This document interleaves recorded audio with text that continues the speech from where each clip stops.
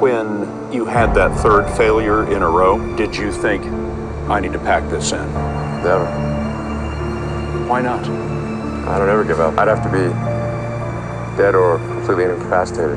And in the beginning, I actually wouldn't even let my friends invest because I didn't want to lose their money. I thought it was like, I'd rather lose my own money. And then we almost did die at SpaceX, actually. So I budgeted for 3 flights.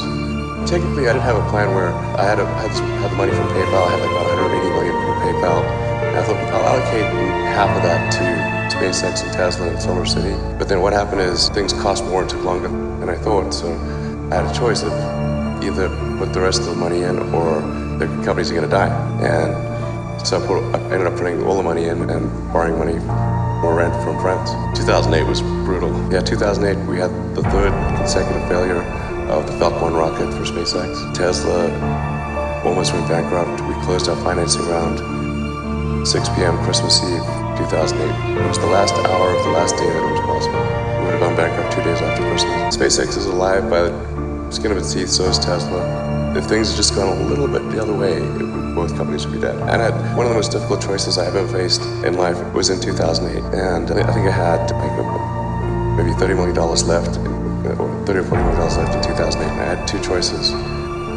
I could put it all into one company, and then the other company would definitely die, or split it between the 2 companies.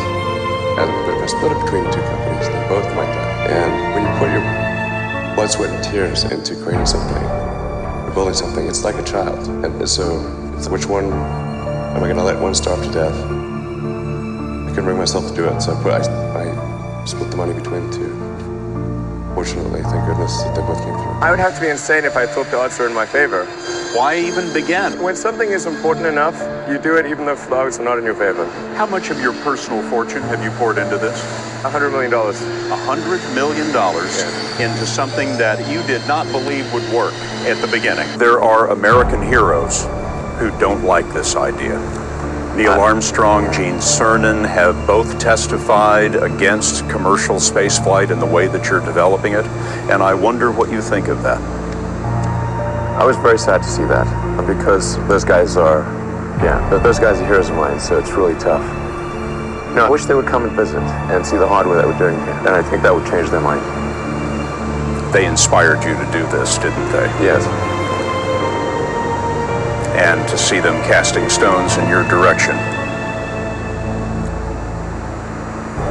It's difficult. Did you expect them to cheer you on? So they're hoping they would. What are you trying to prove to them?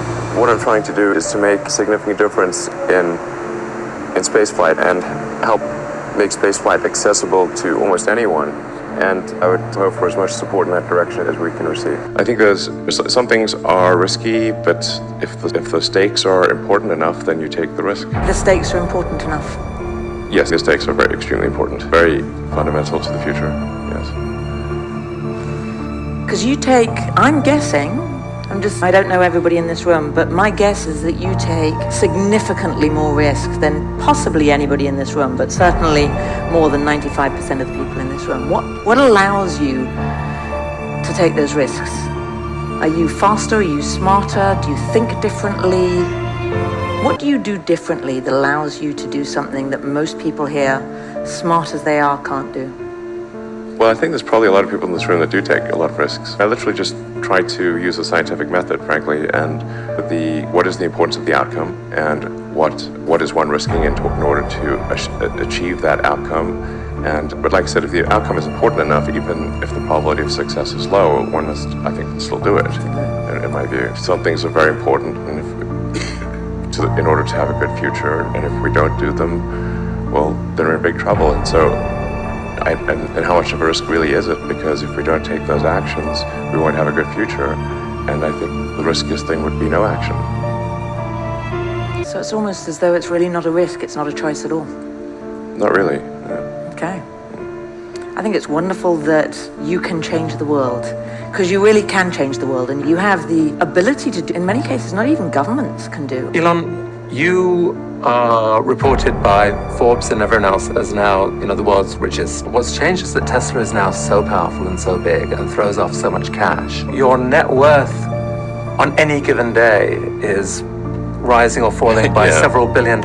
I personally think you have shown that you are mostly driven by really quite a deep sense of moral purpose. Like you've tried, your attempts to solve the climate problem have been as powerful as anyone else on the planet that I'm aware of. What drives you on a day-to-day basis to do what you do? I think if you care about the reality of goodness, if you say philanthropy is love of humanity, SpaceX, Tesla, Neuralink, and Boring Company are philanthropy. Tesla is accelerating sustainable energy. This is a love of philanthropy. SpaceX is trying to ensure the long-term survival of humanity with multi-planet species. This is love of humanity.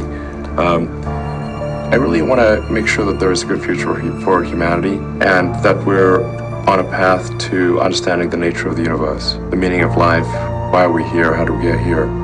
And in order to understand the nature of the universe and all these fundamental questions, I would say I'm motivated by curiosity more than anything, and just a desire to think about the future. We need to take action on climate sustainability, and we need to secure the future of consciousness by being a multi-planet species. We need to address it's important to take whatever actions we can think of to address the existential risks that affect the future of consciousness. I think if you want the future to be good, you must make it so. Take action to make it good, and it will be.